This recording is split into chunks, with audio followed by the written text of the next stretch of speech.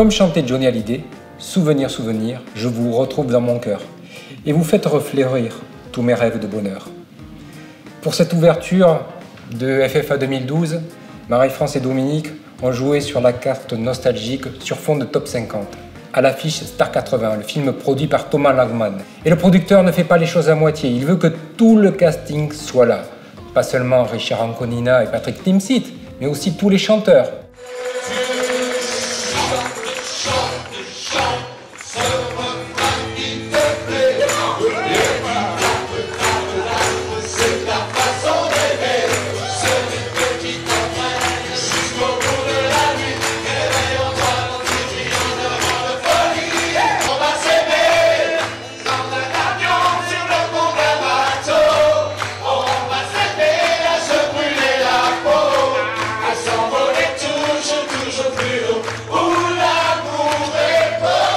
Le public aussi est là et les files d'attente continuent à s'allonger, entre parenthèses. Côté compétition, le festival a fait dans l'originalité cette année parce qu'au niveau du jury, nous avons un président masculin, Denis Podalides, qui sera entouré de 8 femmes. 8 femmes à gérer, c'est pas simple pour le président, mais il va tenir sa mission avec le sérieux qui le caractérise. Denis Podalides s'est imposé parce que ça amusait assez Dominique de mettre ce comédien qui n'a pas forcément la réputation d'un bellâtre au milieu de 8 femmes pour décider du sort de quelques films. Il y a un film dans la compétition qui va marquer cette année. Il s'agit de Catimini, de Nathalie Saint-Pierre, un film québécois qui va provoquer une véritable onde de choc parmi le public.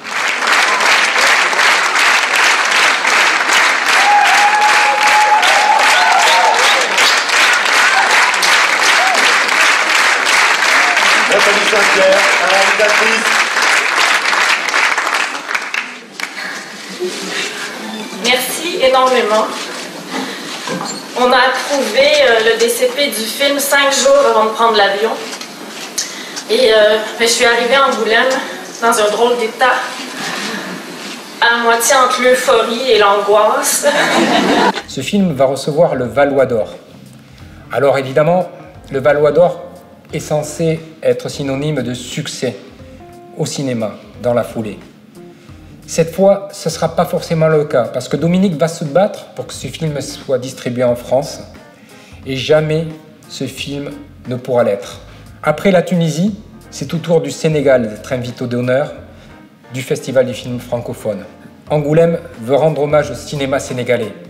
C'est quelque chose de très louable, parce que si le pays est plutôt stable politiquement, en revanche, son cinéma souffre par manque de moyens. Mon esprit va vers l'Afrique, va vers cette jeunesse africaine, en fait, qui a 52% de jeunes de moins de 20 ans. La pirogue, cette histoire qui se passe sur la mer, là où des jeunes Africains tentent de fuir la pauvreté, va recevoir 2 Valois en fin de compétition. Le Valois du public, l'un des plus importants, et le Valois de la mise en scène. Je dédie ce prix à cette jeunesse dont la moitié, ou bon nombre, est partie en mer, a disparu. Et à cette autre partie qui a de l'espoir aujourd'hui. Voilà, et merci. Beaucoup d'avant-premières évidemment au menu. Maintenant, Marie-France et Dominique n'ont plus aucun problème à inviter des films. C'est plutôt le surplein qui les guette. Tout le monde veut venir à Angoulême désormais. Camille redouble de Noémie Lovski, comme des frères du Gégélin qui marchent très très bien. Saveur du Palais de Christian Vincent avec Catherine Frotte qui joue la cuisinière périgourdine de François Mitterrand. Josiane Balasco et Gérard Jugnot, encore eux, reviennent pour Mes héros d'Éric Bénard. Et puis Sandrine Kimberlin s'impose dans Pauline détective de Marc Fitoussi. Le focus cette année-là est consacré à Anne Fontaine et les festivaliers peuvent aller jeter un œil à la superbe exposition de Jean-Pierre Lavoignat sur Romy Schneider. L'an dernier, on se souvient qu'Intouchable avait cartonné, comme jamais avait lancé sa carrière à Angoulême. Nakache Toledano avait promis à Marie-France Brière de revenir si le film dépassait les 10 millions d'entrées. On est bien au-delà de ces 10 millions, donc ils reviennent, toujours avec Intouchable qui va être projeté en public et en plein air. Tout a commencé ici. On n'avait absolument aucune idée de ce qui allait justement arriver. Donc merci d'être là. On est heureux de revoir le film avec vous, en plein air. En clôture, une évidence. J'enrage de ton absence de Sandrine Bonner, la petite sœur de cinéma de Dominique, avec William Hurt et Alexandra Lamy. C'est une clôture qui est dure. En tout cas, pour moi, c'est une projection très particulière. Bon, la première raison, c'est... Enfin, pas la première, je ne sais pas dans quel ordre je vais commencer. En tout cas, Dominique Besnéard et Michel Feller ont produit ce film, que vous allez découvrir. Je le présente ici, donc Angoulême, qui est une ville qui m'est chère. Je vais terminer par une grande dame,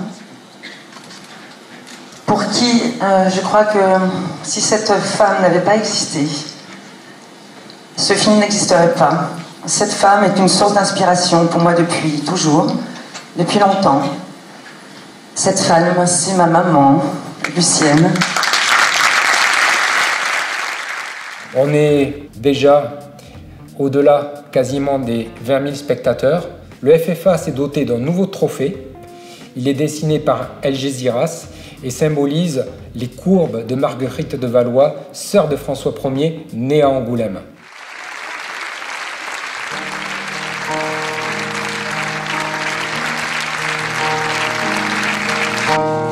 La lumière revient déjà et le film est terminé.